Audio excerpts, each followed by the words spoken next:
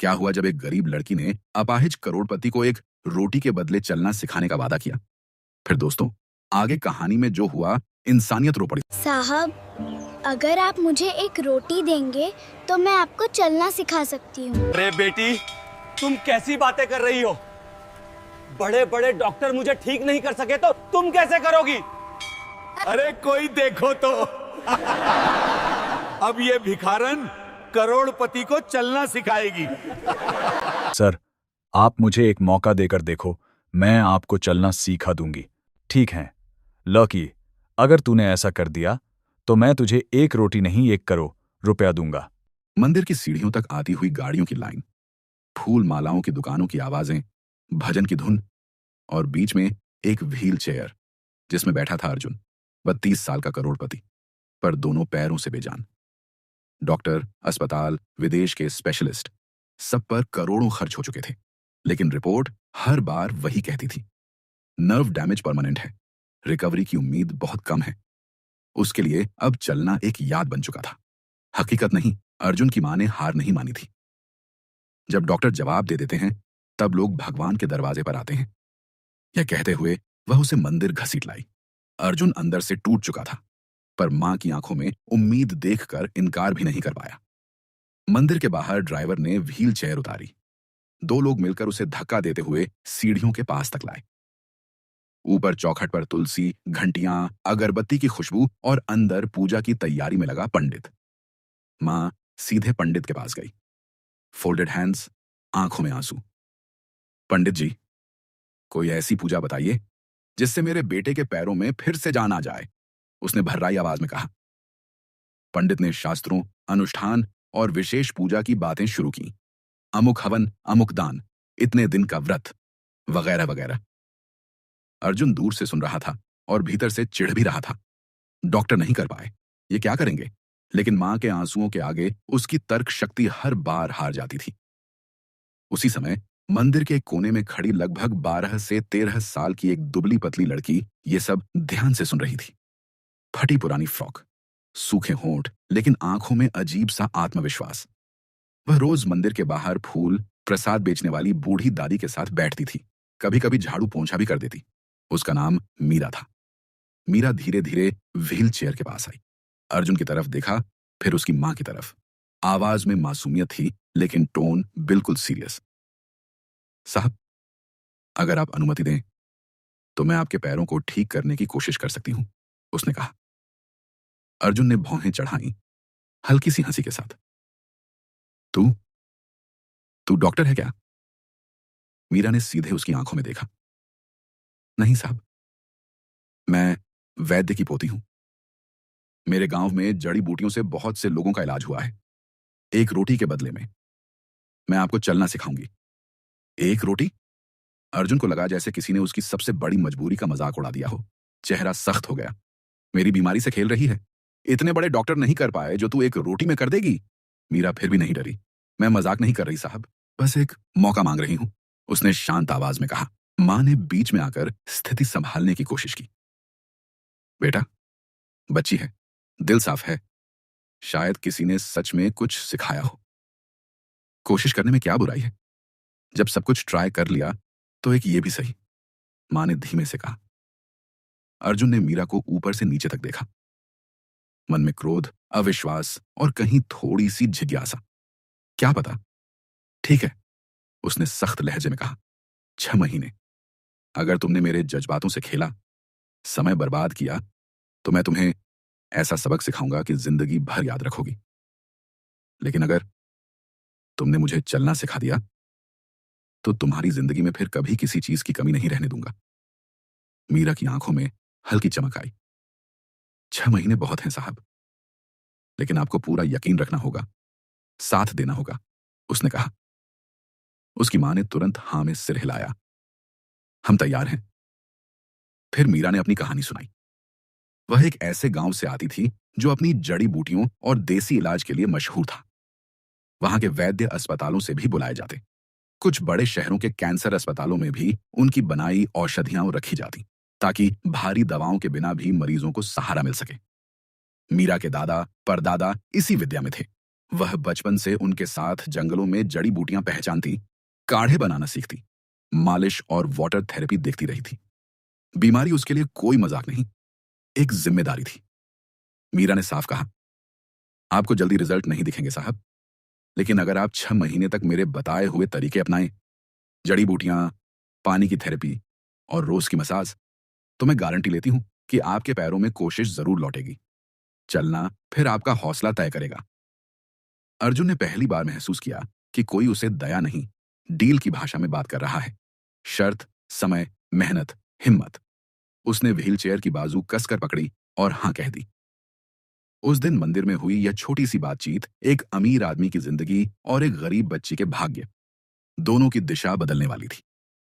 अगले दिन से ही मीरा पूरी तैयारी के साथ अर्जुन के बंगले में आने लगी। मां ने उसे घर में ही रुकने को कहा, लेकिन मीरा ने मना कर दिया। दादी मां अकेली हैं, मुझे शाम को उनके पास जाना है। बस सुबह 6 बजे से लेकर शाम 7 बजे तक वह अर्जुन के साथ रहती। पहला हफ्ता सबसे मुश्किल रहा। मीरा ने अर्जुन के पैरों को ध्यान से देखा। मांसपेशियां ढीली पड़ गई थीं, त्वचा पीली, नसें जैसे सो गई हों। उसने कहा, साहब, ये पैर मरे नहीं हैं, बस सोए हुए हैं, इन्हें जगाना होगा। फिर उसने अपने झोले से कई छोटी छोटी पोटलियां निकाली। सूखी पत्तियां, जड़ें, छाल, ये सरसों के बीज, अश्वगंधा की जड़ और यह हल्दी का विशेष तरह का पाउडर है। गर्म तेल में इन्हें भिगोकर पैरों पर लगाना होगा। रोज सुबह मीरा गर्म पानी में पैर डुबोने की थेरेपी देती। 15 मिनट गर्म, फिर 5 मिनट ठंडा, ब्लड सर्कुलेशन बढ़ाने के लिए, फिर तेल से मालिश, धीरे धीरे, लेकिन हर मांसपेशी को छूते हुए, दबाते हुए। अर्जुन को शुरू में कुछ महसूस नहीं होता था, लेकिन मीरा कहती, आपको नहीं, पर आपकी मांसपेशियों को जरूर कुछ लग रहा है। शाम को वह काढ़ा बनाती, तुलसी, अदरक, काली मिर्च और कुछ अनजानी जड़ें। कड़वा, तेज, लेकिन असरदार। महीनों बीतते गए। अर्जुन के घर के लोगों को अब भी यकीन नहीं था। रिश्तेदार आते और कहते, छोटी बच्ची से ये सब करवा रहे हो, समय बर्बाद कर रहे हो।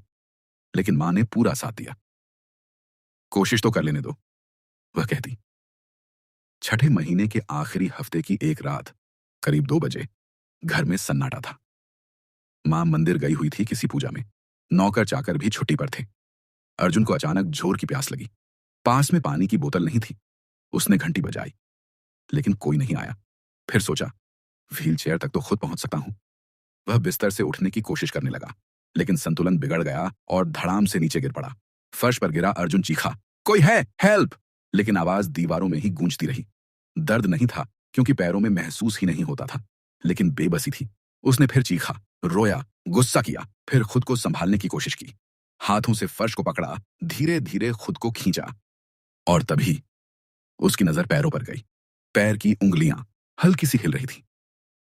अर्जुन की सांसें रुक गईं। उसने फिर कोशिश की। दाएं पैर की उंगलियों को हिलाया, हिली, फिर बाएं को, वो भी हिली। दिल तेजी से धड़कने लगा। ये हो रहा है। उसने पैर को मोड़ने की कोशिश की। थोड़ा, बहुत हल्का, लेकिन घुटना मुड़ा, जैसे किसी ने लकवे के पत्थर में दरार डाल दी हो।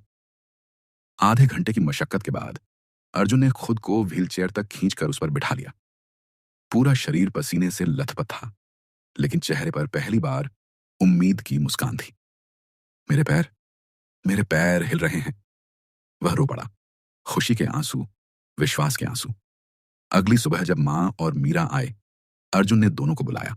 उसने सबके सामने अपनी उंगलियां हिलाईं, घुटना थोड़ा मोड़ा। मां ने हाथ जोड़कर आसमान की तरफ देखा। भगवान का शुक्र है। मीरा चुपचाप मुस्कुराई।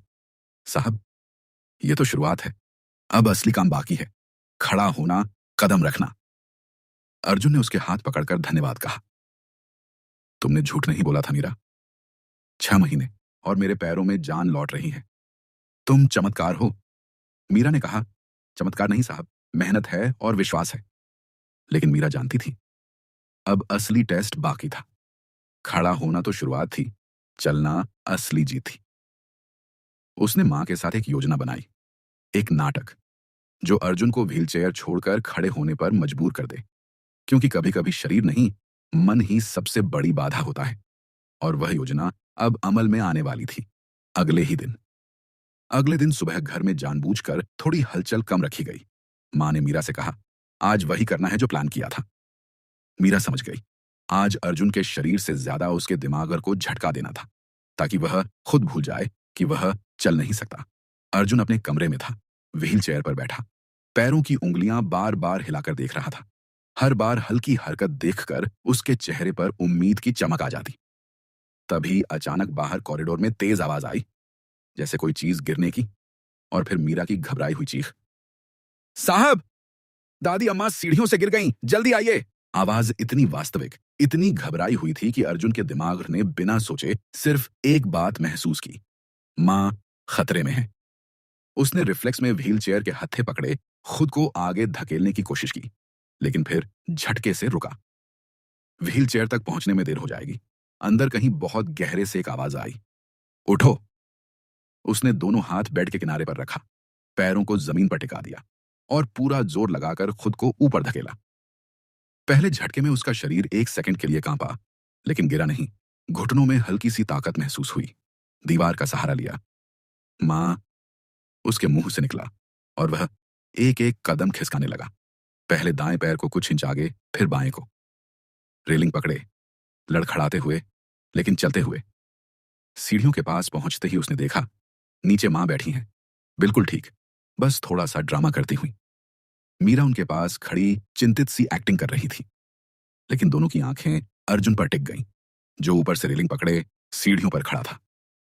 अर्जुन खुद भी कुछ सेकंड के लिए जड़ हो गया। मैं सीढ़ियों पर खड़ा हूं? मां ने आंसू भरी आंखों से दोनों हाथ ऊपर उठाए। हां बेटा, तू खड़ा है, तू चलकर आया है। वह तुरंत उठ खड़ी हुई।